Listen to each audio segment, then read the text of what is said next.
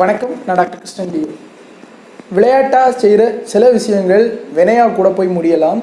சாப்பிட்டதுக்கப்புறம் இது என்னது நான் பார்க்காததா அப்படின்னு நினச்சிட்டு நீங்கள் செய்கிற சின்ன சின்ன விஷயங்கள் கூட பல விபரீதத்தை உருவாக்கும். அது என்னென்னன்றதை தெரிஞ்சுக்கொள்ளும். வீடியோ மூலமே பாருங்கள்.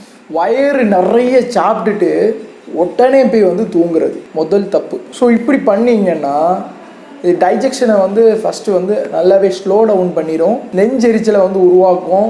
இந்த அக்லேஷியா கார்டியா போன்ற கண்டிஷனை உருவாகிறதுக்கு வழிவகை செய்தது மாதிரி இருக்கும். இன்னும் ஸ்ட்ரோக் அண்ட் ஹார்ட் அட்டாக் சாப்பிட்ட உடனே தூங்குறவங்களுக்கு வர்றதுக்கு சான்ஸ் அதிகம். ஸோ அதனால் மினிமம் சாப்பிட்டதுக்கப்புறம் 2 hours தாண்டி தூங்குறது தான் ஒரு சிறந்த பழக்கம். அடுத்தது சிகரெட்டு. சாப்பிட்டு முடிச்சதுக்கப்புறம் ஒரு போடலைன்னா எனக்கு சாப்பிட்ட திருப்தியே வரல, அப்படி வீர டலாக்கெல்லாம் பேசுவாங்க. ஆனால் உங்களுக்கு தெரியும், ஸ்மோக் பண்ணும்போது thousands above கெமிக்கல்ஸ் இருக்கும். அதில் குறிப்பாக 60க்கு மேலே கார்சினோஜன்ஸ் உருவாக்குற கெமிக்கல்ஸ், புற்றுநோயை உருவாக்கக்கூடிய கெமிக்கல்ஸ். அது மட்டும் இல்லை, சாப்பிட்ட உடனேயும் இவங்க ஸ்மோக் பண்ணுறாங்கன்னா அந்த ஸ்மோக்கிங் 10 சிகரெட் ஸ்மோக் பண்ணுற அளவுக்கு சமம், ஒரு சிகரெட்.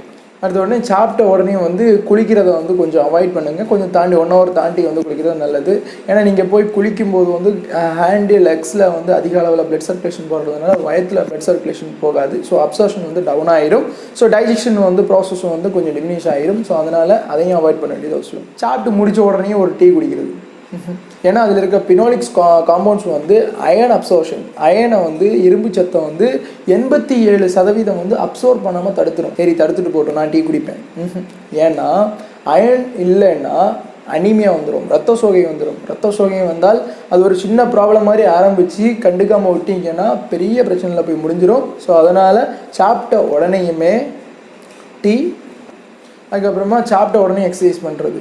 சாப்பிட்ட உடனே எக்ஸசைஸ் பண்ணிங்கன்னா எல்லா மசில்ஸுக்கும் அதிக அளவில் ரத்தம் தேவை. ஸோ எல்லா இடமும் பிளட்டு போகும், வயத்துக்கு மட்டும் பிளட்டு போகாது.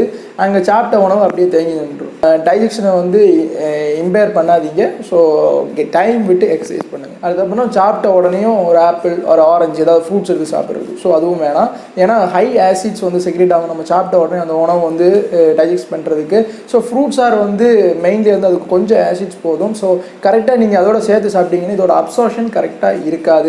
ஃப்ரூட்ஸ் நீங்கள் சாப்பிட்றதோட அந்த ஹெல்த் பெனிஃபிட்ஸ் எதுவுமே உங்களுக்கு கிடைக்காம போகிறதுக்கான chances and possibilities R high. So சாப்பிட்ட உடனேயுமே இந்த 6 விஷயத்தில் கவனம் செலுத்துங்க.